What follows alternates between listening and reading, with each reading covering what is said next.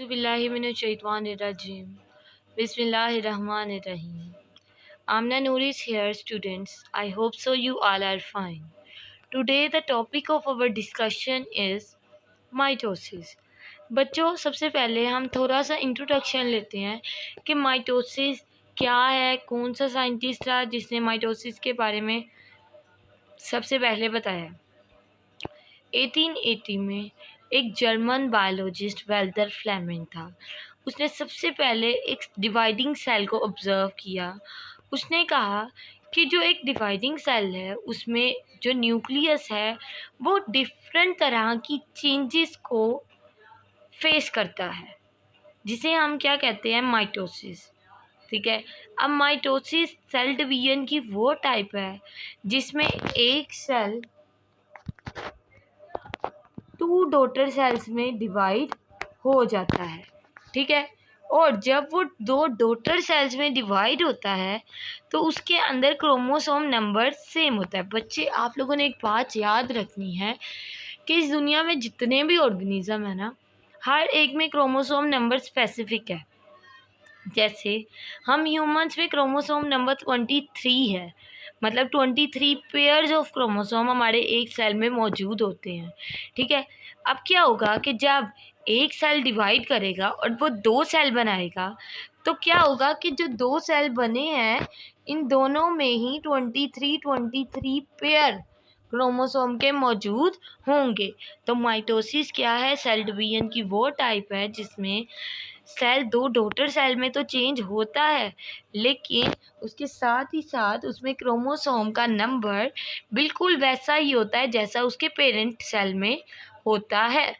बच्चे, वो सेल जो डिवाइड करता है उसे पेरेंट सेल कहते हैं, और वो सेल वो सेल बनते हैं, जो 2 सेल बनते हैं उन्हें क्या कहते हैं? Daughter cell. ठीक है। अब क्रोमोसोम नंबर जो पेरेंट सेल में होगा वही उसके डॉटर सेल में होता है। नेक्स्ट मूव करते हैं कि माइटोसिस किन किन में होता है। तो mitosis occurs only in eukaryotic cell. Mitosis सिर्फ उन ऑर्गेनिजम्स में होता है जिनमें क्या होता है?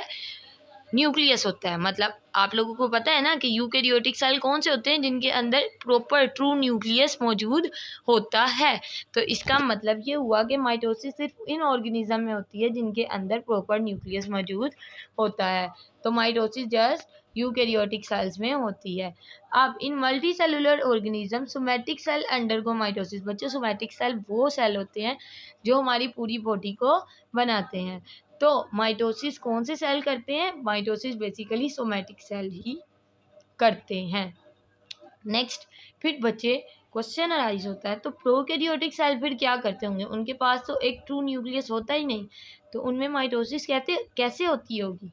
तो prokaryotic cell undergo a process similar to mitosis called binary fusion. तो प्रोकैरियोटिक सेल जो होते हैं वो माइटोसिस का प्रोसेस ही करते हैं, माइटोसिस की तरह का प्रोसेस करते हैं, जिसे क्या कहते हैं? Binary fusion.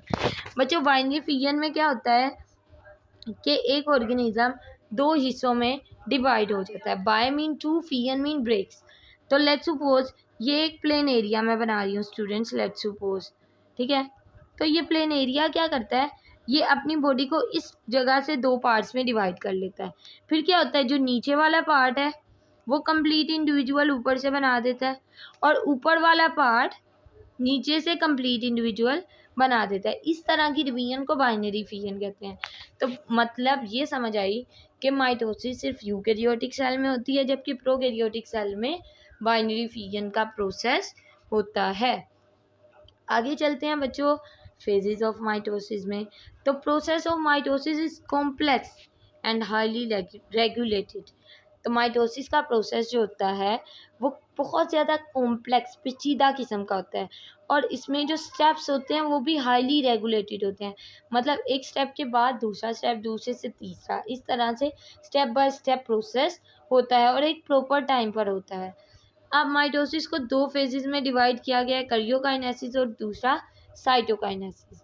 बच्चों, न्यूक्लियस की डिवीजन को करियोकाइनेसिस कहते हैं और साइटोप्लाज्म की डिवीजन को साइटोकाइनेसिस कहते हैं। अब जो करियोकाइनेसिस है बच्चों, इसको फर्दर 4 फेजेस में डिवाइड किया गया है। Prophase, metaphase, anaphase and telophase. बच्चों ये वाली स्लाइड में, ये वाले लेक्चर में हम लोग जस्ट प्रोफेज को स्टडी करेंगे। इसे नेक्स्ट लेक्चर में आप लोगों को मैं मेटाफेज, एनाफेज, टीलोफेज के बारे में बताऊंगी। सो स्टूडेंट्स मूव करते हैं प्रोफेज की तरफ। Normally, the genetic material in nucleus is in a loose thread-like form called chromatin. Organisms के अंदर जो जेनेटिक मटेरियल न्यूक्लियस के अंदर, बच्चों मैंने आप लोगों को पहले वाली स्लाइड्स में बताया है कि न्यूक्लियस के अंदर क्रोमोसोम्स और जीन्स पाए जाते हैं। ठीक है, तो बेसिकली जेनेटिक मटेरियल क्या है, न्यूक्लियस के अंदर होता है। तो न्यूक्लियस के अंदर बच्चों जो जेनेटिक मटेरियल होता है वो लूज थ्रेड लाइक स्ट्रक्चर की शक्ल में पाया जाता है। इस लूज थ्रेड लाइक स्ट्रक्चर को क्या कहते हैं, क्रोमाटिन। ठीक है, अब बच्चों जैसे जैसे प्रोफेज का प्रोसेस स्टार्ट होता है तो क्या होता है, क्रोमाटिन जो होते हैं, जो थ्रेड की तरह का स्ट्रक्चर होता है वो कंडेंस होना शुरू हो जाता है। कंडेंस का मतलब है कि वो मिलना शुरू हो जाता है और वो कंडेंस होकर खुद को एक बहुत ही ज़्यादा हाईली ऑर्डर्ड स्ट्रक्चर में कन्वर्ट कर लेते हैं, जिसे हम क्या कहते हैं, क्रोमोसोम। अब बच्चों ये धागे की तरह का स्ट्रक्चर इस तरह से मौजूद होता है। ठीक है, सेल के अंदर रफ से स्ट्रक्चर। ठीक है, इसे क्या कहते हैं, क्रोमाटिन। अब जब क्रोमाटिन अपने आप को एक प्रॉपर स्ट्रक्चर में मेंटेन करेगा तो वो क्या होगा, राइबोस क्रोमोसोम होगा। तो क्रोमोसोम का स्ट्रक्चर किस तरह से होगा, इस तरह से होगा। ठीक है, ये हम लोग आगे स्लाइड्स में देखते हैं कि किस तरह का स्ट्रक्चर होगा। Since the genetic material has already been duplicated earlier in S phase, जैसा कि हम जानते हैं, मैंने आपसे बताया था आपको कि इंटरफेज वो फेज होता है जिसमें सेल खुद को डिवीजन के लिए प्रिपेयर करता है। ठीक है, तो उसमें क्या होता है, एस फेज में क्रोमोसोम जो क्रोमेटिन मटेरियल है वो खुद को पहले ही डबल कर चुका होता है। तो क्या होता है कि क्रोमोसोम पहले ही 2 सिस्टर क्रोमेटिड्स बना चुका होता है। ठीक है, और वो सिस्टर क्रोमेटिड सेंट्रोमेयर पे आपस में लिंक्ड होते हैं। अब इन बातों को स्टडी करने के लिए चलें ज़रा हम डायग्राम की तरफ ज़रा आते हैं थोड़ा सा। बच्चों ये डायग्राम है। ठीक है, अब इस डायग्राम में देखिए आप लोग, ये सर्कुलर सा स्ट्रक्चर आपको नज़र आ रहा है, ब्लू और पिंक कलर में यूं रफ सा स्ट्रक्चर बना हुआ है। ठीक है, अब ज़रा मैं आपको यहाँ से बताती हूँ। यूं ये न्यूक्लियस है, लेट्स सपोज न्यूक्लियस के अंदर इस तरह से रफ सा स्ट्रक्चर बना है। इस रफ से स्ट्रक्चर को क्या कहते हैं, क्रोमाटिन। ठीक है, फिर क्या होता है, ये जो क्रोमाटिन होता है ये ऑर्डर्ड स्ट्रक्चर में कन्वर्ट हो जाता है 4 क्रोमोसोम्स में, जैसा कि आप लोगों को इस जगह पर दिखाई भी दे रहा है कि क्या है, 4 क्रोमोसोम्स बन गए हैं। मतलब जो आपका क्रोमाटिन मटेरियल था वो कंडेंस होकर उसने 4 क्रोमोसोम्स बना लिए हैं। अब बच्चों जो हमारा क्रोमोसोम है ना, लेट्स सपोज ये आपका क्रोमोसोम है। ठीक है, अब क्रोमोसोम अकेला इस तरह का था। ठीक है, अब ये क्रोमोसोम डिवाइड हुआ एस फेज में और इसने इस तरह का स्ट्रक्चर बना लिया। अब ये क्या है, 2 सिस्टर क्रोमाटिड है। ठीक है, इस पूरे को एक क्रोमाटिड कह सकते हैं। जब ये डिवाइड हो गया तो उसे हमने क्या नाम दे दिया, सिस्टर क्रोमाटिड का। अब जो सिस्टर क्रोमाटिड है ये सारे एक पॉइंट पर आपस में लिंक्ड है। जिस पॉइंट पर ये लिंक्ड है उसे सेंट्रोमियर कहते हैं। ठीक है स्टूडेंट्स, चले हम वापस चलते हैं अपनी स्लाइड की तरफ। Each chromosome also has kinetochore at centromere. अब जो सेंट्रोमियर का पार्ट है उधर काइनेटोकोर भी मौजूद होता है। अब काइनेटोकोर क्या है, ये एक नई चीज़ है। Kinetochore is a complex protein structure, protein की तरह का स्ट्रक्चर है। एक ऐसा पॉइंट है जहाँ पर स्पिंडल फाइबर अटैच होते हैं। लेट्स सपोज स्टूडेंट्स, ये अगर हमारा क्रोमोसोम है ना डिवाइड करके, अब ये वाला जो पॉइंट है ये तो हमारा क्या था, सेंट्रोमियर था। अब इस सेंट्रोमियर के ऊपर इस तरह से सर्कुलर सा स्ट्रक्चर मौजूद होता है जिसे हम क्या कहते हैं, काइनेटोकोर। और ये काइनेटोकोर प्रोटीन से मिलकर बना हुआ है। और स्पिंडल फाइबर्स जो हैं, स्पिंडल फाइबर क्या थे, धागे नुमा स्ट्रक्चर थे, वो इस पॉइंट पर ही क्रोमोसोम को पकड़ते हैं। Centrosome and spindle fibre, there are 2 centrioles. अब ये एक नया स्ट्रक्चर है। न्यूक्लियस के गिर्द बच्चों क्या कह रहे हैं, 2 सेंट्रियोल मौजूद होते हैं। ठीक है, इस तरह के, लेट्स सपोज ये वाला जो स्ट्रक्चर है ये क्या है, सेंट्रियोल है। 2 सेंट्रियोल मौजूद होते हैं, उसको कलेक्टिवली क्या कहते हैं, सेंट्रोसोम। ईच सेंट्रियोल डुप्लीकेट, अब ये वाला जो सेंट्रियोल है डुप्लीकेट करेगा, ये भी डुप्लीकेट करेगा और दो डॉटर सेंट्रोसोम बन जाएंगे। अब ये सेंट्रोसोम क्या करेंगे, न्यूक्लियस में माइग्रेट करेंगे उसके ऑपोजिट पोल्स की तरफ। लेट्स सपोज इस पोर्शन पर दोनों सेंट्रोसोम आ जाएंगे। Here they give rise to microtubules by joining tubulin protein present in cytoplasm।